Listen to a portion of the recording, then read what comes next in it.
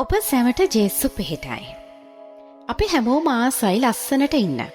එවගේම අපේ ගෙදරට කෙනෙක් එනකොට අනේ ඔයාගේ ගෙදර හරිම ලස්සනයිනේ, පිරිසිදුයිනේ, පිළිවෙලයිනේ කියනවා අහන්න අපි කවුද අකමැති? හැබැයි කාර්යබහුල ජීවිතයක් ගත කරන අපි හැමෝටම හැමදේම සමපරව කරගන්න එක සමහර වෙලාවට ලොකු අභියෝගයක් වෙනවා.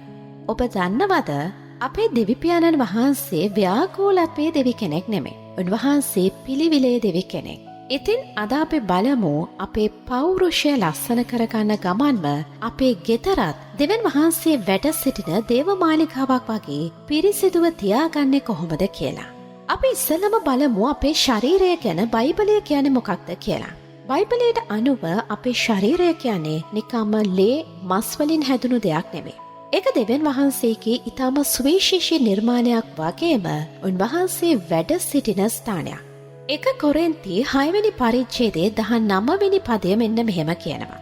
ඔබගේ ශරීරය දෙවියන් වහන්සේගෙන් ඔබට ලැබී ඇති ඔබ තුල වැඩ සිටින ශුද්ධාත්මයන් වහන්සේගේ මාලිකාව බව ඔබ දන්නේ නැත.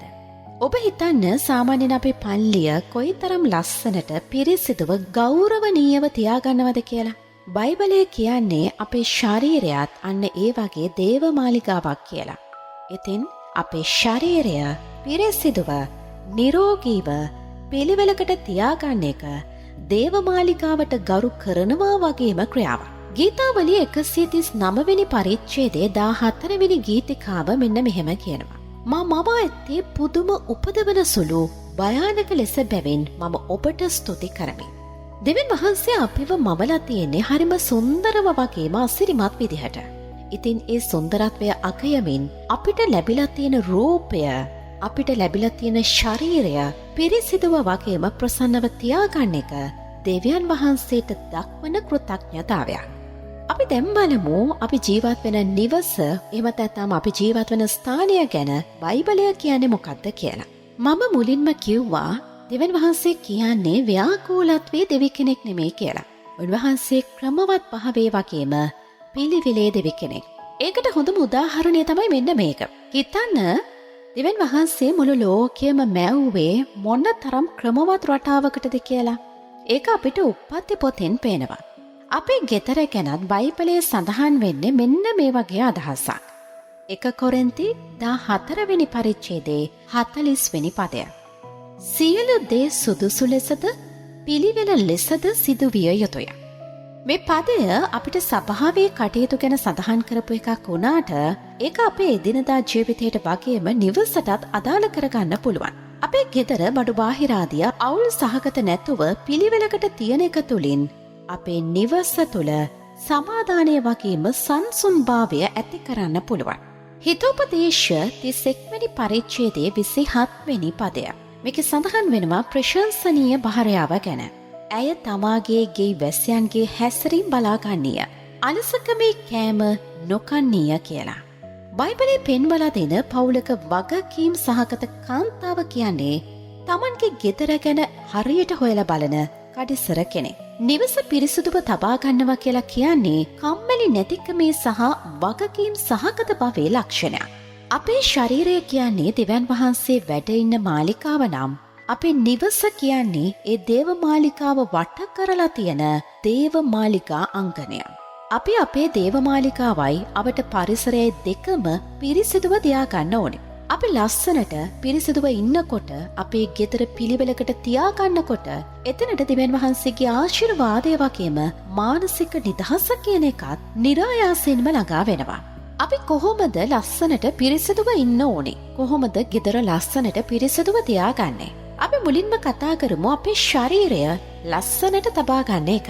1 කොරින්ති පොතේ පැහැදිලිවම කියනවා අපේ ශරීරය ශුද්ධාත්මයන් වහන්සේගේ මාලිකාව කියලා. ඉතින් අපේ ශරීරය වෙන දේව මාලිකාව කොයිතරම් පිරිසිදුව ලස්සනට තියාගන්න එක අපේ වගකීමක්ද? මෙතනදී ලස්සනට ඉන්නවා කියන එකෙන් අදහස් වෙන්නේ මිල අධික ඇඳුම් පැළඳුම් එහෙමත් නැත්නම් මේකප් භාවිතා කිරීම නෙමෙයි. පළවෙනිම දේ තමයි පිරිසිදුකම. අපේ නියපොතු, හිසකෙස්, දත්, ශරීරය පිරිසිදුව තියාගන්න එක. සරල වුණාට පිරිසිදු අපිට ගැළපෙන ඇඳුමක් පිළිවෙලකට අඳින එක තමයි ශරීරයේ පිරිසිදුකම කියලා කියන්නේ. දෙවෙනි දේ තමයි සෞඛ්‍ය සම්පන්න බව. දෙවියන් වහන්සේ අපිට දුන්න මේ ශරීරයට නිසි පෝෂණයක් ලබා දීම, හොඳට වතුර බොන එක, ප්‍රමාණවත් නිින්දක් ලබන එක, දේව මැවීම රැක බලා ගැනීම. බයිබලයේ අපිට තවත් අපූර්ව රහසක් කියලා දෙනවා. පේතරුතුමාගේ පළවෙනි ලිපියේ 3 වෙනි පරිච්ඡේදයේ කියනවා අපේ සැබෑ අලංකාරය වෙන්න ඕනේ බාහිරින් කොණ්ඩය ගොතන එකවත් රන් ආභරණ පැළඳීමවත් නෙමෙයි කියලා. අපේ සැබෑ අලංකාරය වෙන්න ඕනේ සංසුන් මෘදු ගුණාංගවලින් පිරුණු හදවතේ නොතිරන අලංකාරය කියලා. ඒ නිසා බාහිර පිරිසිදුකම වගේම අපේ මුහුණට ලස්සන හිනාවක්, හදවතට කරුණාවන්තකමත් එකතු කරගත්තම තමයි දෙවියන් වහන්සේ දකින සැබෑ සුන්දරත්වය අපිට ලැබෙන්නේ. අපි දැන් බලමු අපේ ගෙදර පිරිසිදුව පිළිවෙලකට තබා ගන්නේ කොහොමද කියලා. ගෙදරත් පිරිසිදුව තියාගන්නවා කියලා කියන්නේ නිකම්ම අතුගානක විතරක් නෙමෙයි. අපි මහන්සි වෙලා නිවසට එනකොට ගෙදර හැමතැනම බඩු පිරලා තියෙනවා නම්, අවුල් වෙලා තියෙනවා නම් අපිට දැනෙන්නේ තවත් පුදුමාකාර මහන්සියක්, පීඩනයක්. තියෙන ප්‍රශ්න මදිවට අපි තවත් ප්‍රශ්න ගොඩකට තමයි ඇතුල් වෙන්නේ. හැබැයි ගෙදර හරි ලස්සනට පිරිසිදුව සුවඳව තිබ්බොත් එතන පුදුමාකාර සැනසීමක් තියෙනවා. කාර්යබහුල ජීවිතයත් එක්ක අපි කොහොමද අපේ නිවස දේව ප්‍රසන්නතාවයේ රැඳෙන විදිහකට පිළිවෙලකට තියාගන්නේ? ඒකට අපිට කරන්න පුළුවන් සරල පියවර කිහිපයක් තියෙනවා. පළවෙනි එක තමයි දවස පටන් ගන්නකොට ඇඳ අස් කරන එක. විනාඩි 2ක් වැය කරලා අපි නිදාගත්ත ඇඳ පිළිවෙලක් කරන්න අපිට පුළුවන් නේද? මේ ඇඳ පිළිවෙලක් කරගන්න එකෙන් අපේ මුළු දවසම ක්‍රමවත් විදිහට පවත්වාගෙන යන්න අපේ මනස සූදානම් කරනවා. අනිත් දේ තමයි අනවශ්‍ය බඩු බාහිරාදී ඉවත් කරන එක. ගෙදර තියෙන ප්‍රයෝජනයක් නැති බඩු, කැඩුණු බඩු, පරණ දේවල් අයින් කරලා දාන්න ඕනේ. බඩු අඩු වෙන තරමට පිරිසිදු කරන එක හරීම ලේසි. තුන්වෙනි කාරණය තමයි හැම දෙයකටම නියමිත ස්ථානයක් තියෙන්න ඕනේ. හැම බඩුවකටම අයිති තැනක් තියෙන්න ඕනේ. පාවිච්චි කරපු ගමන් ඒ දේ ආපහු තිබ්බ තැනම තියන්න පුරුදු වුණොත් අපේ ගෙදර කවදාවත් අවුල් වෙන්නේ නැහැ. මතක තියාගන්න පිරිසිදුකම කියන්නේ නිකම්ම පුරුද්දක් නෙමෙයි. ඒක දෙවියන් වහන්සේ අපිට දුන්නු පරිසරය, නිවස අගය කිරීමක්. අපේ නිවස පිරිසිදුව තියෙනකොට එතන දෙවියන්ගේ ආශිර්වාදය වගේම පවුලේ සමාදානයත් රැඳෙනවා. හැබැයි මම මුලින් කිව්වා වගේ මේ දෙයට සල්ලි වියදම් කරන්න ඕනේ නැහැ. අන්නේ වැරදි අදහස අපි අපේ හිත්වලින් අයින් කරගන්න ඕනේ. මතක තියාගන්න ලස්සනට පිළිවෙලකට ඉන්නවා කියන්නේ මිලාතික බ්‍රෑන්ඩඩ් දේවල් පාවිච්චි කරන එකවත් සුඛෝපභෝගී බඩු බාහිරාදිය ගෙදරට පුරව ගන්න එකවත් නෙමෙයි.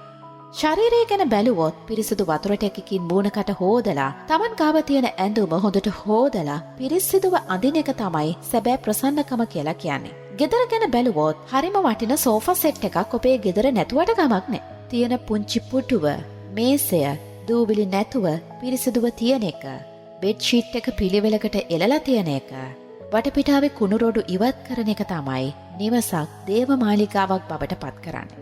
දෙවියන් වහන්සේ බලන්නේ බාහිරින් තියෙන වටිනාකම් දිහා නෙමෙයි. උන්වහන්සේ බලන්නේ ඔබේ හදවත දිහා. සීමිත වත්කම් මැද වුණත් අපිට තියෙන දේ උපරිමෙන්ම ආදරෙන් පිළිවෙලකට රැක බලා ගැනීම තමයි දෙවියන් වහන්සේ ඉදිරියේ මහත් වටිනාකමක් ඇති වෙන්නේ. ඒ නිසා සල්ලි නැහැ කියලා අධෛර්ය වෙන්න එපා. පිරිසිදුකම වගේම පිළිවෙල කියන්නේ සල්ලි වලට ගන්න පුළුවන් දෙයක් නෙමෙයි. ඒකට අවශ්‍ය ඔබේ කැපවීම වගේම උත්සාහය විතරයි. අද දේව වචනය ඉවර කරන්න කලින් තවත් වැදගත් දෙයක් අනිවාර්යෙන්ම මතක් කරන්න ඕනේ. මේ ලස්සන කියන එක Tamanගේ නිවස පිළිවෙලකට තියාගන්න එක කාන්තාවන් විතරක් කරන්න ඕන දෙයක් නෙමෙයි. සමහර වෙලාවට අපේ සමාජ මතයක් තියෙනවා ගෙදර දොරේ පිරිසිදුකම බලන්න ඕනේ බිරිඳ, එහෙමත් නැත්නම් අම්මා, දුව විතරයි කියලා. හැබැයි බයිබලේ අපිට කියලා දෙන්නේ ඊට වඩා වෙනස් ලස්සන ආදර්ශයක්. දෙවියන් වහන්සේ ආදම්ව මැව්වේ ඒදන් නොවන රැක බලා ගන්න වගේම ඒක වගා කරන්න. උප්පත්ති 2 වෙනි පරිච්ඡේදයේ 15 වෙනි පදේ. පරිසරය වගේම Taman ඉන්න තැන පිළිවෙලකට තබා ගැනීමේ මූලික වගකීම පැවරුනේ පිරිමියාට. බයිබලයේ ඔබේ ශරීරයේ ශුද්ධාත්මයන් වහන්සේගේ මාලිගාව කියලා කියන්නේ සහෝදරයන්ට විතරක් නෙමෙයි, සහෝදරයන්ටත් එක්ක. මොකද දෙවියන් වහන්සේට ඔබ දෙවියන් වහන්සේගේ දරුවන් පමණයි. ගැහැණු දරුවෙක්ද පිරිමි දරුවෙක්ද කියන එක දෙවියන් වහන්සේට අදාළ නැහැ. ඒ නිසා Tamanගේ පෞරුෂය පිරිසිදුකම පිළිවෙල රැකගන්න එක හැමෝටම පොදු කාරණයක්. පවුලක් කියන්නේ කණ්ඩායමක්, පුංචි ටීම් එකක්. හැමෝම එකතු වෙලා ගෙදර දොරේ වැඩ බෙදාගෙන Taman ඉන්න තැන පිරිසිදුව තියාගන්නවා නම් අන්න එතන තමයි සැබෑ ක්‍රිස්තියානි පවුලක ලස්සන තියෙන්නේ. ඉතින් අද අපි කතා කරපු හැම දෙයකින්ම අපිට තේරුම් ගන්න පුළුවන් එකම එක සරල සත්‍යයක් තියෙනවා. ලස්සනට ඉන්න එක වගේම ගෙදර පිළිවෙලකට පිරිසිදුව තියාගන්න එක බාහිර අලංකාරයක් විතරක්ම නෙමෙයි. ඒක අපිට ජීවිතේ දුන්න, අපිට ජීවත් වෙන්න තැනක් දුන්න සර්ව බලධාරී දෙවියන් වහන්සේට අපේ ජීවිතෙන් කරන ස්තුතිදීමක්. ඒ නිසා අපි හැමෝම අද ඉඳන් අපේ බාහිර රූපය වගේම අපේ ගෙදරත් අපේ හදවතත් දෙවියන් වහන්සේ සතුටු වෙන විදිහට ලස්සනට පිරිසිදුව තියාගන්න අලුත් පියවරක් තබමු. ඔබ සැමට ජේසු පිහිටයි.